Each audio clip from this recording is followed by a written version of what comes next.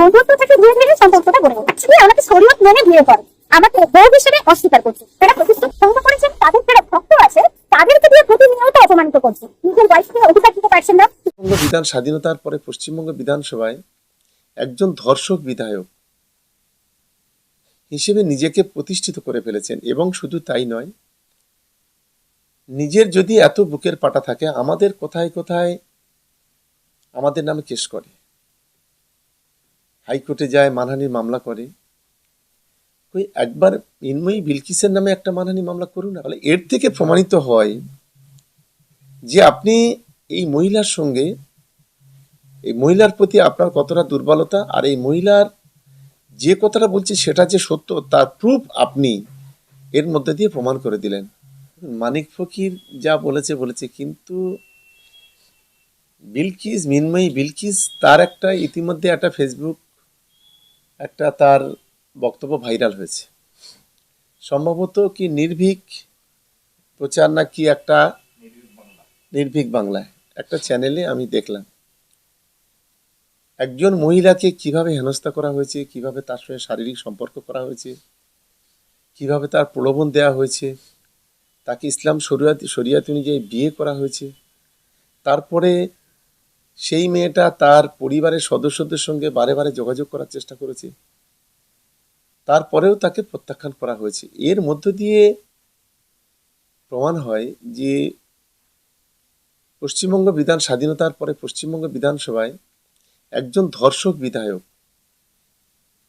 হিসেবে নিজেকে প্রতিষ্ঠিত করে ফেলেছেন, এবং শুধু তাই নয়, নিজের যদি এত বুকের পাটা থাকে, আমাদের কোথায় কোথায় আমাদের নামে কেস করে, হাইকোর্টে যায়, মানহানির মামলা করে। ওই একবার মিনময়ী বিলকিসের নামে একটা মানহানি মামলা করুন, আপনি এফআইআরটাকে চ্যালেঞ্জ করুন। কত বড় বুকের পাটা আছে যে মিনময়ী বিলকিস যে কমপ্লেনটা করেছে এটা সম্পূর্ণ অবৈধ, সম্পূর্ণ মিথ্যা। তার কারণে আপনি মানহানি মামলা আপনি করতে পারবেন না, কিন্তু আপনি এফআইআরটাকে চ্যালেঞ্জ করতে পারেন হাইকোর্টে। কিন্তু সেটা না করে হাইকোর্টের বিকাশ রঞ্জন ভট্টাচার্য থেকে শুরু করে 17 জন লয়ার নিয়ে অ্যান্টিসেপ্টিক বেল নিয়ে আপনি ঘুরে বেড়াচ্ছেন। ফলে এর থেকে প্রমাণিত হয় যে আপনি এই মহিলার সঙ্গে, এই মহিলার প্রতি আপনার কতটা দুর্বলতা, আর এই মহিলার যে কথাটা বলছে সেটা যে সত্য তার প্রুফ আপনি এর মধ্যে দিয়ে প্রমাণ করে দিলেন। ফলে আমি ভাঙড় বিধানসভা সহ গোটা বাংলার সংখ্যালঘু সম্প্রদায়ের মানুষ যারা আছে তাদেরকে অনুরোধ করব, একে বিশ্বাস করবেন না। এ একটা ভয়ঙ্কর সাপের চাইতেও খারাপ, এদের মুখ আর মুখোশ আলাদা।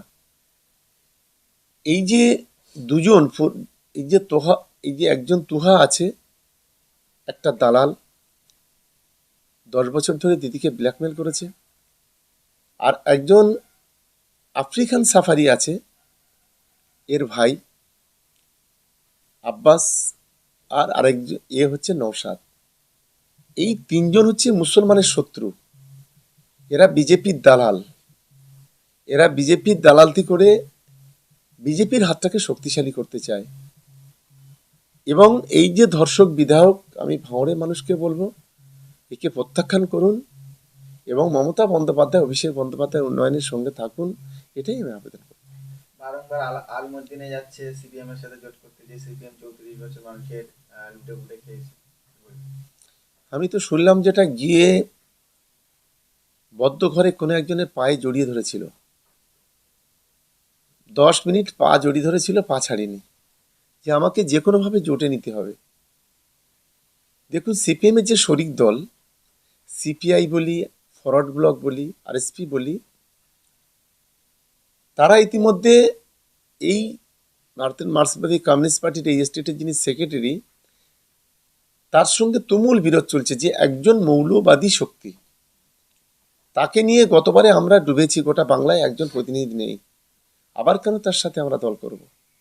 কিন্তু সেলিম হচ্ছে একটা পায়ে পড়া, আর ওই সঙ্গে নওশাদ আরেকটা পায়ে পড়া। এই দুজন এরা জোট করতে চাইছে। দেখুন, জোট করুক আর ঘট করুক, এরা 21-এও করেছিল, পরবর্তীকালে বিভিন্ন উপনির্বাচনগুলোতে করেছে, কোনো লাভ হয়নি।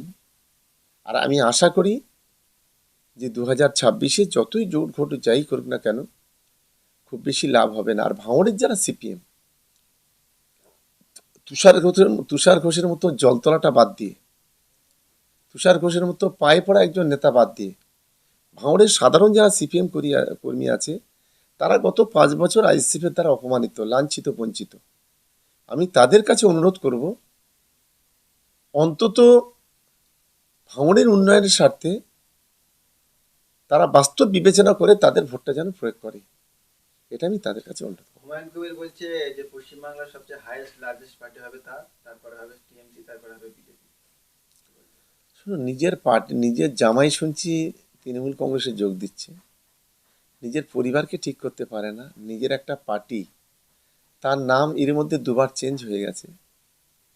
ও একটা বদ্ধ পাগল, পাগল ছাড়া অন্য কিছু ওকে বলা যাবে না। ফলে এই ধরনের পাগল যত নির্বাচন আসবে তখন তত আমদানি হবে। আমি দিদিকে বলবো, একটা অনেক আপনি রাস্তাশ্রী করছেন, পথশ্রী করছেন, সবুজশ্রী করছেন, আপনি একটা পাগলশ্রী একটা স্কিম চালু করুন অন্তত। আর এই পাগলদের নিয়ে একটা সম্মেলন করুন, সেখানে দুটো একটা শুভেন্দুর মতো দুটো একটা পাগলকে বক্তা হিসেবে রাখুন, রাজনৈতিক ঝান্ডা বাদ দিয়ে, তাতে করে অন্তত বাংলার ভালো হবে বলে আমি অন্তত মনে করি। অনেকে প্রশ্ন তুলছেন যে 294টার মধ্যে তৃণমূল একাই তো প্রায় 211টা 15টার উপরে প্লাস, তো ভাঙড় নিয়ে পড়ে আছেন কেন? ভাঙড়টা বিরোধী শূন্য করতে চাইছেন? ভাঙড় নিয়ে পড়ে থাকার কোনো কারণ নেই তো।